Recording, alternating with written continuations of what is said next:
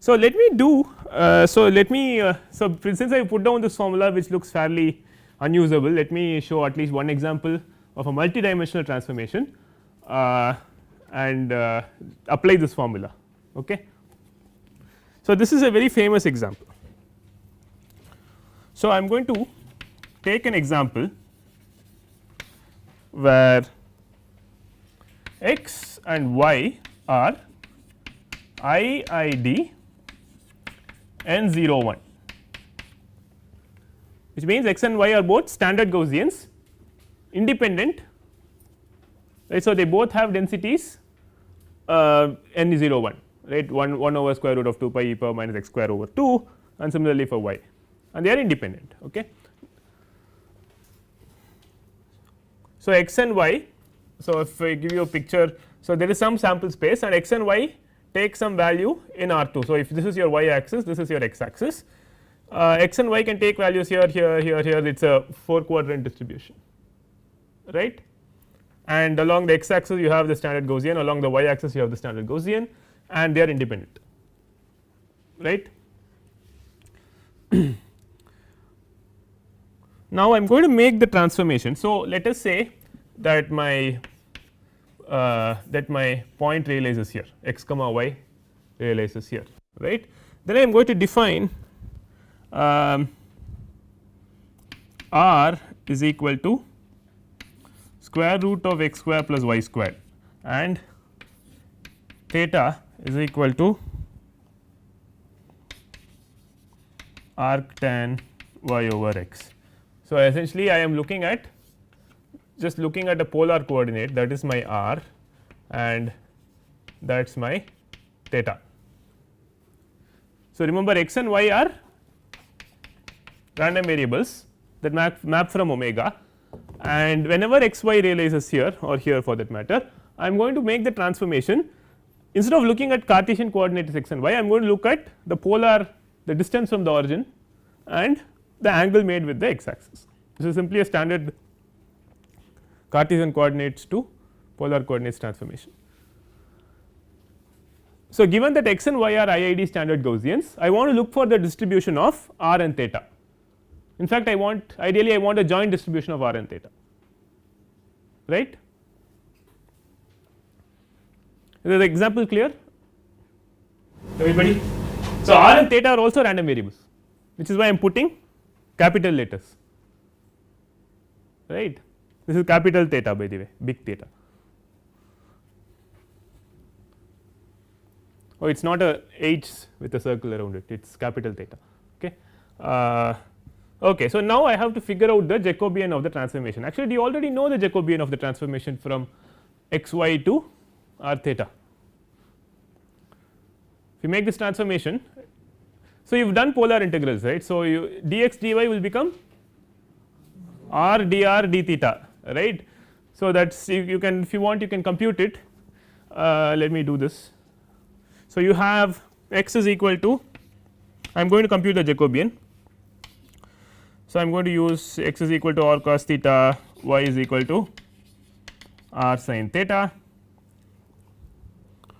So, my j of r theta will be dx, so del x del r del y del r del x del theta del y del theta, right. Now, del x del r will be what? R, well, see, just cos theta, I think, right. Del x del r is just cos theta, and del y del r will be sin theta, del x del theta will be minus r sin theta, and del y del theta will be r cos theta. So, the determinant will be r cos squared theta plus r sin squared theta, which is just r, right. This is simply r, right, which is why we write dx dy is equal to r dr d theta, which means r is the Jacobian of your polar transformation. It's as simple as that, right. Now you know what that big determinant is, it is just telling you how the differential element transforms. Okay. So, we have good. So, now you can go and solve this.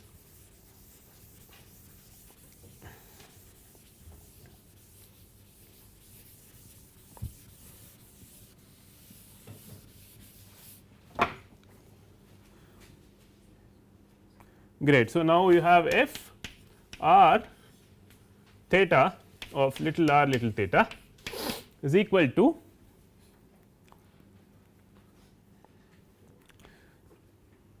I have to write the density first. So, first of all I know that f x comma y of little x comma little y is 1 over 2 pi e power minus x square plus y square over 2.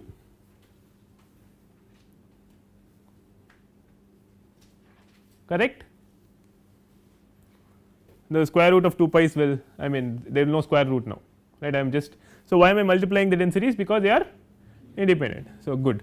So, now I have 1 over 2 pi e power minus x square plus y square is simply r squared, right. So, that will become r squared over 2 times the Jacobian, right, which is r, okay, and that is it. This is my density, all right. Now, what happened to theta?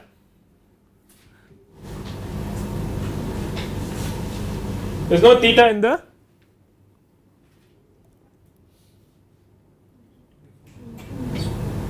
so what happened to theta, right. So, this is some function of theta, isn't it, r and theta, r is here, no problem.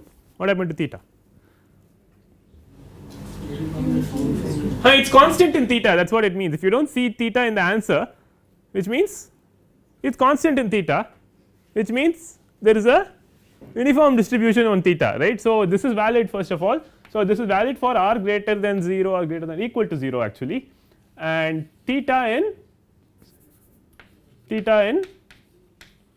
0 2 pi, right.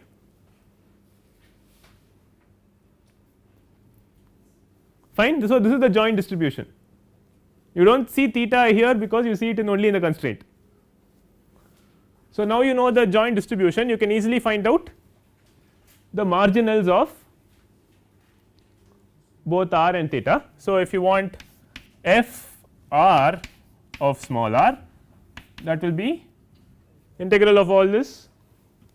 So, it will be f r theta of r theta d theta from 0 to 2 pi,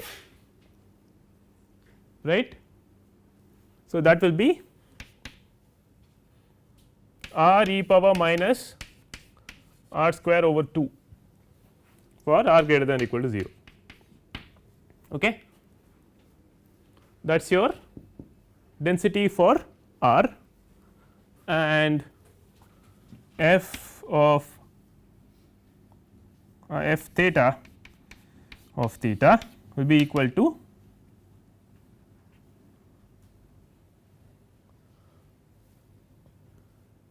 will simply be equal to, so you have to integrate that guy from 0 to infinity, and that integral will be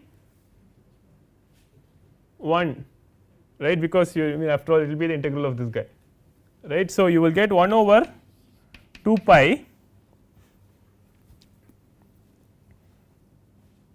for theta in 0 2 pi. So, is not that remarkable? Why is this remarkable? You find that r and theta are independent, because f r times f theta is f r theta, correct. So, if you, so what you see is that even in the polar axis, if you have x and y as independent IID Gaussians, even the polar coordinates r and theta are independent. Okay, it is a very remarkable property. So, this will not be true, for example, see it is not because of the independent of x y alone, it is also because of the IID nature of x and y that this is true. Okay.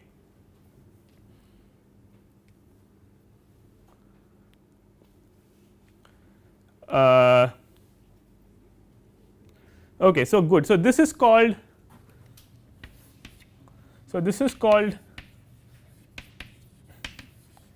Rayleigh PDF, okay, Rayleigh distribution, and this is just a uniform.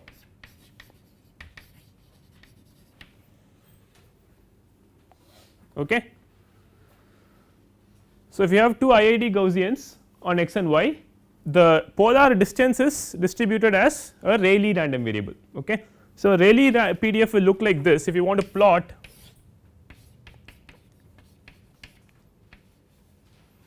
f r of r against r, it is only valid for r greater than or equal to 0. So, for very small r, this term behaves like 1, right, approximately 1, r is very small, and so the function will increase linearly, right, but at some point this e power minus r square 2 over 2 will catch up and start hitting that. So, you will have something like that.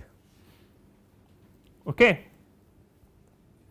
And you can figure out where the maximum occurs, right, occur at. So, you can just differentiate and see where this maximum occurs, it has a particular maximum, this is the density, right.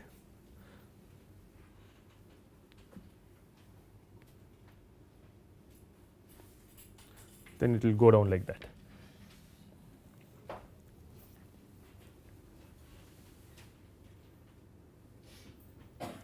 So, this Rayleigh PDF has lots of applications in wireless communications. Okay. So, there is a concept in wireless communications known as fading, right. So, when you transmit a wireless signal from here to somewhere over there, let us say I transmit to somebody there, the wireless it propagates over space, whereas as it propagates over space it hits a lot of reflectors, right, it has all these desks and chairs and walls, and the signal that you receive at the receiver will be a combination of variously delayed linear combination of what you transmit, correct.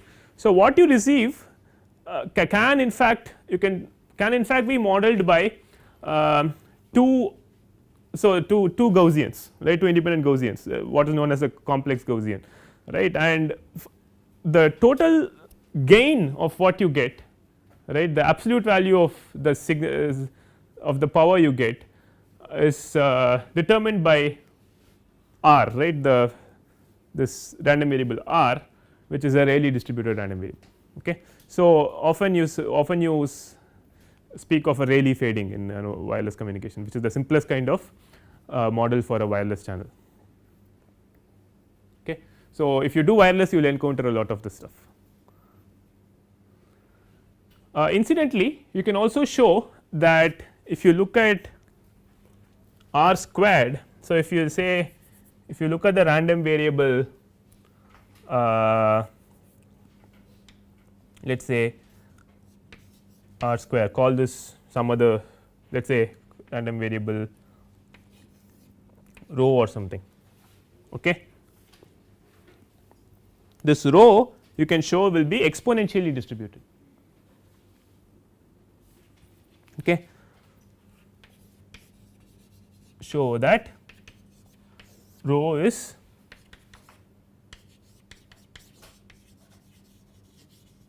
exponentially distributed.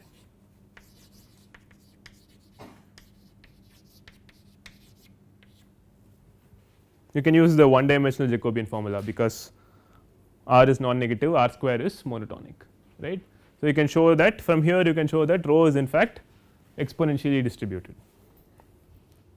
So, if you have so the power, so to speak, the power or the r squared, right, the signal strength that you receive will be a exponential random variable. So, whatever power you send will be multiplied by some exponential if you send a wireless signal over a fading channel. Okay. So, this is also something you will use a lot if you do wireless. Yes. For FR, mean is around not around 0, right? FR, the mean is not around 0. Because it's square root function. No, see this R is, it takes values in 0 infinity. The variable added where 0 mean value, the variables. X and Y are 0 mean variables, but R is not 0 mean. Most of the time we'll be getting around 0 points, right? Around that value.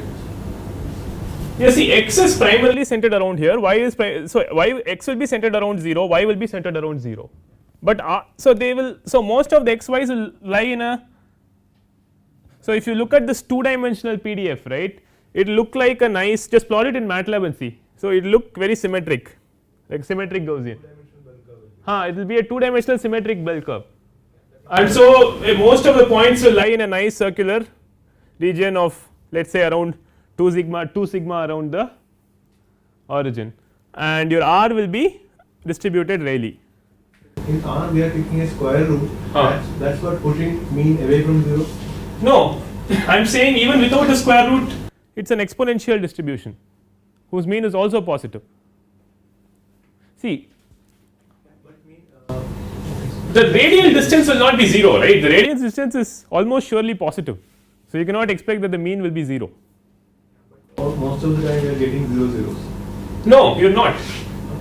You are not getting 0 zeros, right? You are getting something positive for R, right? Most of the time you are getting R around that region, and rho square R square rho will be also positive. It is exponentially distributed. 0 is telling in terms of X and Y. Most of the time we will be getting 0 because both of them are having mean 0. Correct. So R is a function of those X and Y. Right. And R is not having a mean at 0. It will not have a mean at 0. That is because around 0 we have very small numbers. When you take root, it's not because of the square root. Even I am saying that even if you take R squared, which is simply X squared plus Y squared, even R square will not have a mean 0. I am saying it is exponentially distributed. Okay. So most of the values, so you will get a lot of values, like you will get some values here, here, here, and so on, right. So most of the time, so your R is roughly concentrated around like one, I think it is concentrated around 1 over square root of 2 or something, just figure out where that maximum is, right. Most of the time it is something like that. It will not be very large because your Gaussian is becoming very I mean it is going to go down very rapidly, right.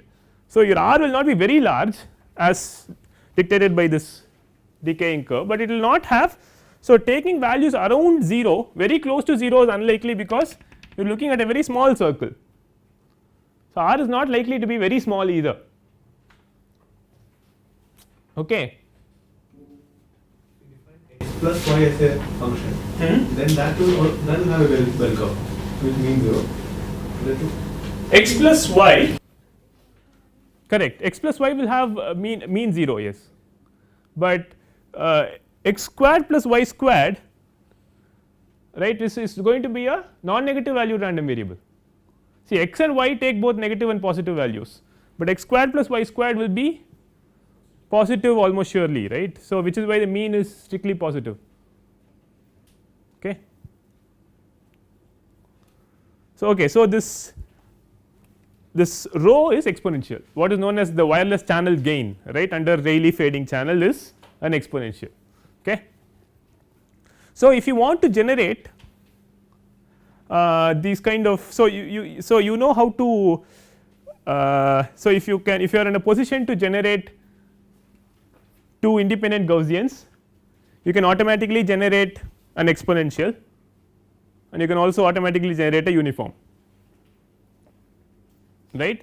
And conversely, if you are only in a position to generate uniform random variables, you can also generate Gaussians. How can you do that? So if you can only generate uniform random variables, you will first generate theta which is uniform in 0 to 2 pi, right. So let us say you can only generate uniform random variables in 0 1, you have an algorithm to do that, right. So you generate one uniform random variable in 0 1, multiply it by 2 pi, call that theta, right. Now independently generate another uniform random variable in 0 1 and you take say let us say u is so u1 is one uniform random variable you generate, you multiply it by 2 pi and you call that theta, right, and you generate another random variable u2 independently uniformly in 0 1 and minus log u2 you call it r squared. Okay, so you can show that if u2 is if u is uniform minus log u is exponentially distributed with unit parameter, all right. R square, yeah, maybe you have to scale it by 2. I think this r square will be exponential with parameter half, I think, right. Yeah, so you can do some scaling, right. This is not quite true, there must be some constant here. So r square will be exponential, which means you take the square root, it will be what, take the square root of an exponential, you will have Rayleigh, right. So you have r comma theta, r being Rayleigh and theta being uniform. So you put that point r comma theta on your x axis y on your polar coordinates, read off your x axis, read off your y axis, you have two independent normal distributions. Okay. Divide by 2 pi or multiply by So I may, yeah, I think I got it wrong. So there are some scaling problems here. So this may be 1 over 2 pi, right? I don't quite know. So this may be, no, this is correct, I think, actually. This is in fact correct. This is right. And here there is a scaling problem, but a very small scaling problem because r square is exponential. So r square is exponential with parameter half, I believe. Is that true? I think that's right. Okay, r square will be exponential with parameter half, but log u2 will be exponential with parameter. So this will be exponential with parameter 1. So if I divide by 2, I think I should be fine, right. So if I divide by 2, I think I will actually have r square exponential with parameter 1 parameter half, and therefore r will be distributed like that, Rayleigh distributed. Now you read off, so now you put this r comma theta generated like this on your polar coordinates. So this is your r and that is your theta, and then you simply read off r cos theta and r sin theta. Okay. So these will be x and y, they will be independent identically distributed standard Gaussians, right. So if you can generate a uniform, you can generate exponentials, you can generate Gaussians, right, you can do whatever you want, Rayleigh. So is the example clear? So 2 pi u1 varies from 0 to 2 pi, right? Correct. And the value, constant value is 2 pi. 1 over 2 pi. The f theta will be 1 over 2 pi because it takes values in 0 to 2 pi. F theta will be 1 over 2 pi. u1 takes 1. u1, so let us say u1 and u2 are uniform in 0 1, u2 is also IID. So these are IID uniforms in 0 1. So u1 takes values in 0 1, so theta takes uniform values in 0 2 pi. So that is fine. Here there is a small problem, minus log u2 will be exponential with parameter 1, you can show that, but what we want is something with the parameter half. R square you will show as a exponential with parameter half, I believe. Okay, then I think you divide, I am not very sure about this, okay, just do this computations. I think this will be the correct scaling, then you can go ahead and put it on the 2 dimensional plane, read off the x coordinates, read off the y coordinates, you will have IID Gaussians, 2 IID Gaussians. Okay. So the chapter on transformation is over. Okay, thanks.